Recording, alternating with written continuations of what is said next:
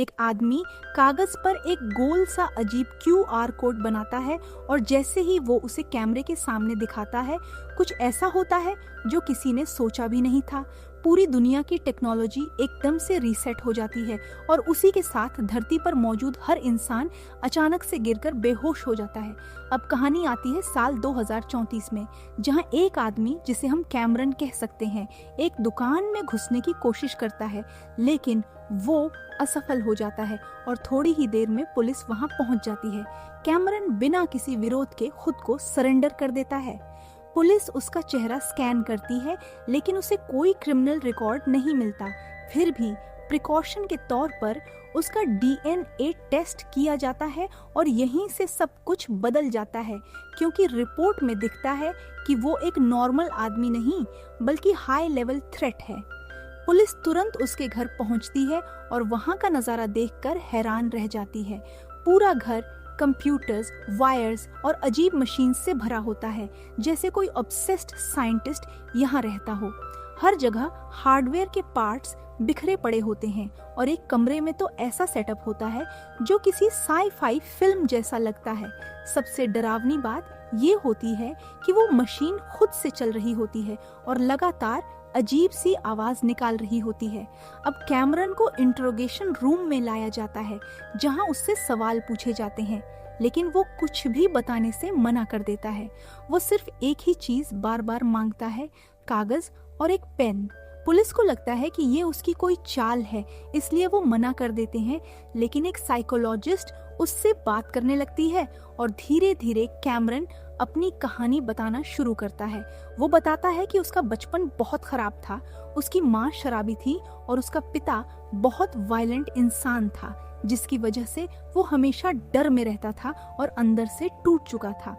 बड़े होने के बाद वो एक गेम टेस्टर बनता है और अपनी जिंदगी संभालने की कोशिश करता है। फिर एक दिन उसकी जिंदगी में एक बड़ा मौका आता है, जब उसे एक जीनियस गेम डिजाइनर से मिलने का चांस मिलता है।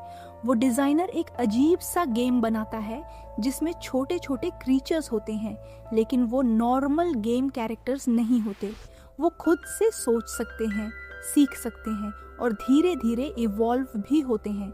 वो एक कलेक्टिव माइंड की तरह काम करते हैं, जहाँ सब एक दूसरे से जुड़े होते हैं। ये कॉन्सेप्ट इतना पावरफुल होता है कि कैमरन उस गेम से पूरी तरह अट्रैक्ट हो जाता है। वो मौका देखकर उस गेम को चुरा लेता है और अपने घर पर खेलना शुरू कर देता है। शुरू में सब कुछ नॉर्मल लगता है।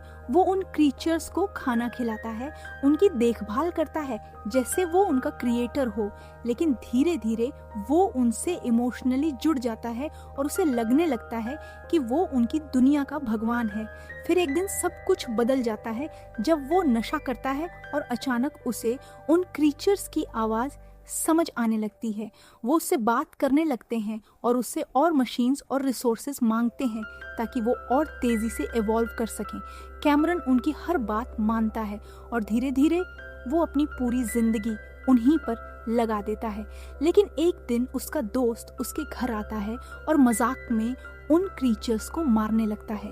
उसके लिए ये सिर्फ एक गेम होता है, लेकिन कैमरन के लिए वो उसकी पूरी दुनिया होती है। गुस्से में आकर कैमरन अपना कंट्रोल खो देता है और उसी गुस्से में अपने दोस्त को मार देता है। यही वो मोमेंट होता है जहां से वो पूरी तरह बदल जाता है। इसके बाद कई सालों तक वो सिर्फ एक ही काम करता है, उन क्रीचर्स को और पावरफुल बनाना। वो अपने दिमाग को मशीन से कनेक्ट कर देता है और कहता है कि अब वो और वो क्रीचर्स एक हो चुके हैं। उसके लिए अब रियल वर्ल्ड का कोई मतलब नहीं बचता। अब जब इंटेरोगेशन में उसे आखिरकार कागज और पेन मिल जाता है तो वो वही कोड बनाता है और कैमरे के सामने दिखाता है, और जैसे ही वो ऐसा करता है वही घटना फिर से होती है। पूरी दुनिया रिसेट और सारे लोग बेहोश। अगर सिंपल भाषा में समझो तो ये कहानी टेक्नोलॉजी से ज्यादा इंसान के दिमाग की है। जब इंसान किसी चीज में जरूरत से ज्यादा खो जाता है तो वो खुद पर कंट्रोल खो देता है। कैमरन को लगा कि वो भगवान है, लेकिन असल में वो खुद एक पपेट बन चुका था। और सबसे सिंपल थियरी ये है कि या तो वो क्रीचर्स असली AI बन चुके थे जो इंसानों से ज्यादा स्मार्ट हो गए और उन्होंने पूरी दुनिया को कंट्रोल कर लिया, या फिर ये सब कैमरन के दिमाग का इल्यूजन था। लेकिन जो भी सच हो, एक बात साफ है कि अगर इंसान टेक्नोलॉजी को ज़रूरत से ज़्यादा पावर देगा तो एक दिन टेक्नोलॉजी ही इंसान को कंट्रोल करने लगेगी, और यही इस कहानी का सबसे बड़ा डर है।